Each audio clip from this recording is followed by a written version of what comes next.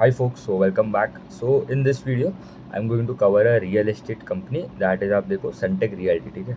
तो हम लोग ने मतलब Q1 ऑफ FY26 के जो बिजनेस अपडेट्स जो आ रहे थे, हम लोग ने we have already looked at. आप देखो जिसने बिजनेस अपडेट जो दिया था फ्रॉम कीस्टोन रियल्टर हो गया, आपका Rustomjee group, Lodha group हो गया, फिर प्रेस्टीज हो गया, then we also looked at Sobha limited. तो ये 4-5 जो कंपनी था उनका बिजनेस अपडेट तो आया था फॉर Q1 FY26, बट अभी जिसका नहीं आया था उनका जो रिजल्ट आ गया है दैट इज सनटेक रियल्टी, ठीक है। इनका भी नंबर्स आर गुड, मतलब अच्छा नंबर है, उन्होंने गाइडेंस भी मीट किया है।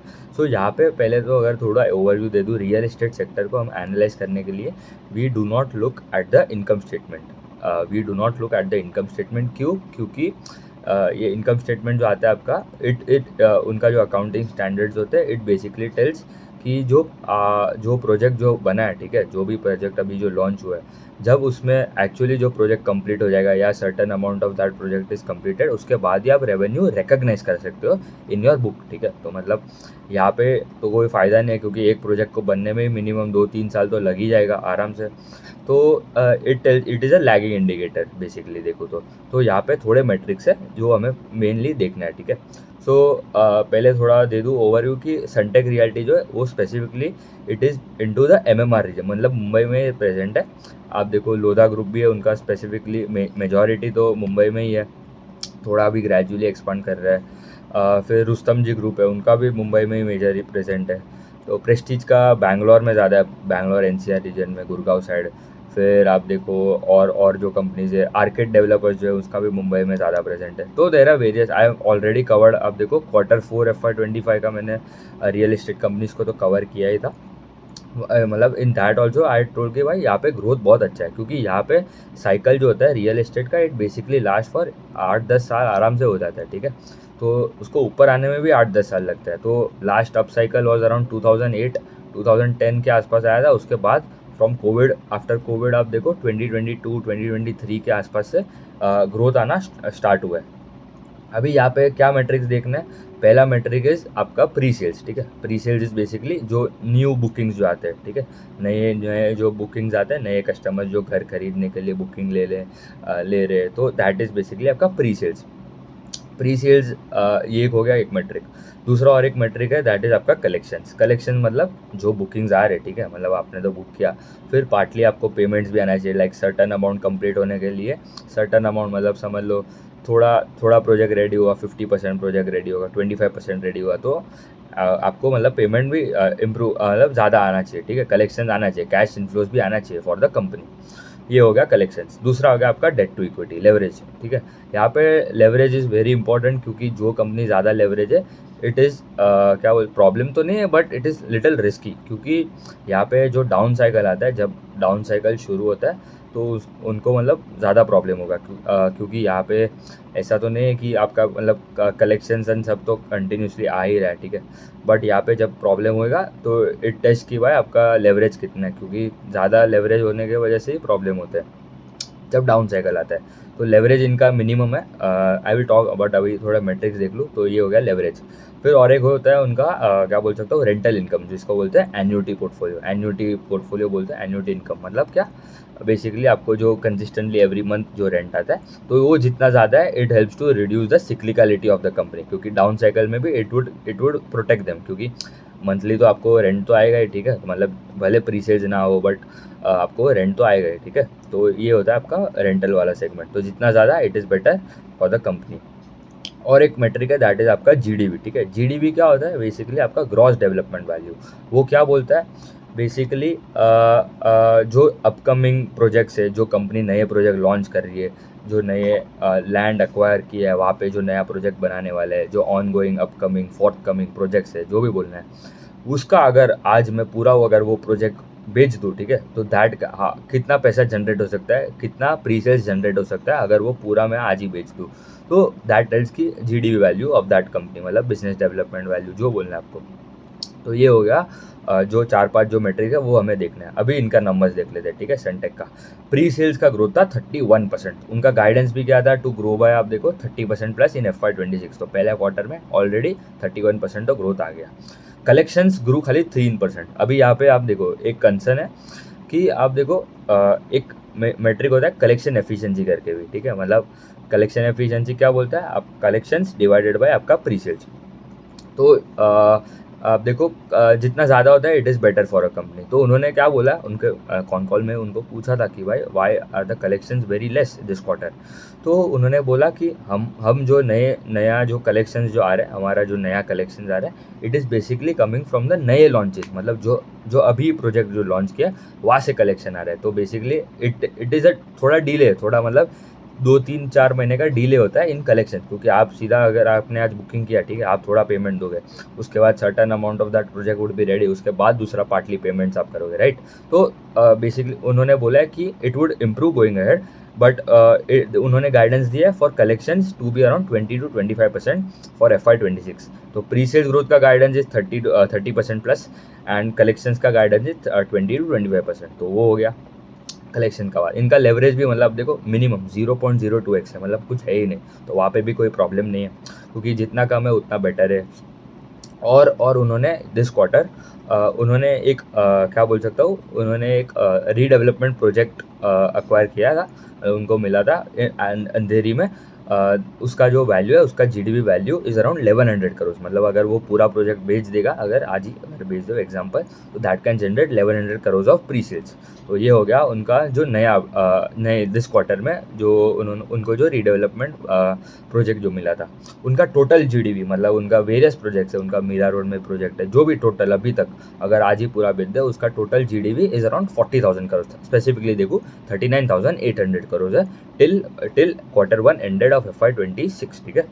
उन्होंने उसमें से बोला है कि ये जो जीडीपी वैल्यू है it would go up to around, आप देखो 50,000 करोड़ हो जाएगा। मतलब जो 40,000 था अभी, मतलब 39,800, it would go up to 50,000 crore. तो ये भी अच्छा है। इट टेल्स कि भाई company is going more aggressive in terms of launches, in terms of upcoming projects है, वो सेगमेंट में ज़्यादा जा रहा है। मतलब डिमांड स्ट्रॉन्ग है, तो इसलिए सप्लाई भी अच्छा खासा आ रहा है। उनका 3 सेगमेंट है। एक हो गया आपका HNIs, अल्ट्रा HNIs को कैटर करने वाला, that contributes to around 38% of the क्या बोल सकते हो प्री सेल्स। दूसरा हो गया प्रीमियम लग्जरी वाला सेगमेंट, मतलब high income to HNI category, that is around 29%। And एक हो गया एस्पिरेशनल, मतलब मिड टू हाई इनकम वाले सेगमेंट में आ गया 33% of the pre sales. And इनका एन्युटी पोर्टफोलियो भी है, ठीक है। तो एन्युटी पोर्टफोलियो बेसिकली टेल्स कि भाई आपका जो रेंटल इनकम जो आ रहा है, तो इनका FY24 में the annuity portfolio was around 35 crore, ठीक है। 35 करोड़ का था एन्युटी वाला सेगमेंट। FY25 में आते आते वो डबल हो गया टू अराउंड 70 करोड़। एंड वो बोल रहे हैं FY29 तक it would become around 320 crore. तो मतलब अराउंड अराउंड कितना 5x हो जाएगा, 70 to 320 करोड़ के आसपास, 4 ऑलमोस्ट 5 टाइम्स, ठीक है। तो वो भी मतलब आप देखो CA ग्रोथ भी निकाल लो, it comes to around 5x growth in almost. आप देखो FY26 FY27 3-4 साल में 50% CAGR आता है, ठीक है। तो ये भी अच्छा है। तो मतलब यहाँ पे हम आगे देखेंगे, वैल्यूएशन भी दिखेगा, ठीक है। तो इनका कॉन कॉल में क्या बोला, तो ये हो गया उनका नंबर्स, ठीक है। उनका कॉन कॉल में उन्होंने वही बोला कि प्री सेल्स का ग्रोथ आएगा 30% प्लस, एंड वो बोल रहा है जीडीपी जो है, जो टोटल उनका 40,000 करोड़ है, that would go up to 50,000 crore in the coming 3 quarters. मतलब 3 क्वार्टर में 10-11 हज़ार करोड़ का जीडीपी वो ऐड करने वाले हैं। नए launches, upcoming on going project जो है उससे जनरेट होएगा। एंड उन्होंने बोला कलेक्शन इम्प्रूव हो गया, क्योंकि दिस क्वार्टर थोड़ा कम था, क्योंकि जो जो नए जो प्रोजेक्ट्स है वो लॉन्च करके उनको प्री सेल्स मिल रहा है। तो वहाँ पे मतलब अभी जस्ट प्रोजेक्ट लॉन्च हुआ है, ठीक है। मतलब बेस बना है, खाली बेस भी नहीं बना है। तो जैसे जैसे वो बनेगा प्रोजेक्ट, वैसे वैसे कलेक्शंस वुड किक इन, ठीक है। तो ये हो गया उनका कलेक्शंस का बात। तो गाइडेंस भी उन्होंने वही बोला 20-25% in collections, pre sales 30% plus. And उनका दुबई में भी प्रोजेक्ट है, ठीक है। तो मतलब दुबई में भी उन्होंने अराउंड, जिसका GDP value is around 9,000 crore. तो उन्होंने बोला दैट वुड भी स्पेसिफिकली देखो वो लॉन्च हो जाएगा बाई Q4 ऑफ FY26 या Q1 ऑफ FY27, मतलब एग्जैक्टली 1 ईयर अहेड, या Q4 लास्ट क्वार्टर में, लास्ट क्वार्टर मतलब FY26 का लास्ट क्वार्टर Q4 तक वो लॉन्च हो सकता है। उन्होंने ये गाइडेंस दिया। तो यहाँ से मतलब आप देखो 9,000 करोड़ का जीडीपी वहाँ से आ सकता है। पूरा ऑफकोर्स नहीं होगा स्पेसिफिकली, तो मतलब अगर समझ लो 10-15% भी हो जाता है, ठीक है, 20% भी समझ लो एट लॉन्च, ठीक है। तो दैट कम्स टू 1800 करोड़ के आसपास का, तो प्री सेल आ ही जाएगा इन दैट क्वार्टर स्पेसिफिकली देखूँ तो। अभी यहाँ पे हम उन्होंने वो भी बोला कि they are for more focusing on, आपका देखो HNI वाला HNI HNI वाले सेगमेंट में ज़्यादा दिख रहा है, प्रीमियम एंड ऊबर लग्जरी जो बोलते हैं, ठीक है। तो आपका ले लो ये अल्ट्रा HNI या HNI वाला कैटेगरी, तो वहाँ पे भी मतलब मार्जिन आगे जाके इम्प्रूव भी हो सकता है। तो इनका यहाँ पे अभी वैल्यूएशन देख लेते हैं, ठीक है। यहाँ पे वैल्यूएशन के लिए you can not use P, price to book, वो सब यूज़ नहीं कर सकते। You have to look at आपका market cap by pre sales, ठीक है। 1 year forward market cap by pre sales है, ये सब अभी तक का नंबर है, ठीक है। तो इनका अभी देखो मार्केट कैप स्पेसिफिकली देखो तो रेसिडेंशियल वाला सेगमेंट का देखना है, क्योंकि कमर्शियल वाला या तो मतलब रेंटल वाला हमें नहीं देखना है, क्योंकि वो तो एनुअली आ ही रहा है उनको। तो बेसिकली यहाँ पे कैसे होता है उनका वैल्यूएशन वो समझ लेते हैं। इनका current market cap is around 60 to 100 crore के आसपास है, ठीक है। इनका rental income eight end of FY25 was around 70 crore, ठीक है। FY24 में 35 था, वो 70 हुआ, एंड वो बोल रहे हैं 4 साल में अराउंड कितना हो जाएगा, 320 करोड़ के आसपास। तो 50% CAGR आता है करंट अराउंड, ठीक है। तो FY26 के लिए वो कितना होगा अज्यूम कर रहा हूँ, ठीक है। यहाँ पे पूरा अजम्पशन का गेम है। तो 70 करोड़ जो होता है FY25 में प्लस 50% भी करूँ, ठीक है, तो दैट कम्स टू 100 करोड़ के आसपास का उनका रेंटल इनकम आ जाता है। एंड ये this rental income basically gets क्या बोल सकता हूँ, वैल्यूएशन अराउंड 10-12 टाइम्स, ठीक है। तो अगर मैं देखूँ तो that comes to around 1200 crore के आसपास, राइट। मतलब अगर 100 करोड़ जनरेट कर रहा है रेंटल इनकम, 12 टाइम्स करूँ तो 1200 करोड़ जनरेट होता है, ठीक है। तो मार्केट कैप में से वी रिड्यूस दैट 1200 करोड़, तो 60 to 100 करोड़ का जो मार्केट कैप है वी रिड्यूस दैट 1200 करोड़, तो हमको मिल रहा है मार्केट कैप रेसिडेंशियल वाला, दैट इज अराउंड 5000 करोड़, ठीक है। 5000 करोड़ का मार्केट कैप है रेसिडेंशियल वाले सेगमेंट का, ठीक है, स्पेसिफिकली फोकसिंग ऑन। एंड उनका डिवाइड बाय हम करते हैं प्री सेल्स का growth for 1 year forward. Pre sales कितना हो सकता है इनका, FY25 में pre sales was around 2500 crore, वो बोल रहा है 30% भी, मिनिमम 30% ग्रो करता है, उसके ऊपर भी जा सकता है। तो 30% अगर ऐड करूँ मैं 2500 में, it comes to around 3100 crore pre sales for 1 year FY26, ठीक है। तो वैल्यूएशन कैसे होगा, 5000 crore pre sales for residential divided by आपका 3100 करोड़, कितना आ गया, 1.6 time market cap by pre sales. मतलब बहुत ही, आप देखो it is very very reasonable. आप देखो दूसरे कंपनीज जो 30% ग्रोथ बढ़िया ही है, ठीक है। देर आर अदर कंपनीज, आप देखो कीस्टोन का भी वैल्यूएशन आप देखो, इट वॉज अराउंड 1.75, वो अभी री रेट होकर अराउंड 2.2 टाइम्स के आसपास का पहुंच गया है price to market cap by pre sale 1 year forward. फिर प्रेस्टीज हो गया, दे डिजर्व मोर बेटर, क्योंकि उनका उनका अपडेट जो आया था, दे ग्रू प्री सेल्स बाई 300%, ऑफकोर्स मतलब जो लास्ट क्वार्टर के डीलेस थे इसलिए। तो यहाँ पे कैसा होता है ये साइकिल में, एक बार there will be a boom in the sales numbers, आपका प्री सेल्स नंबर, फिर ग्रेजुअली आप देखो 2-3-4 महीना 1-2 quarter there would be consolidation, मतलब उतना कोई ग्रोथ नहीं आएगा।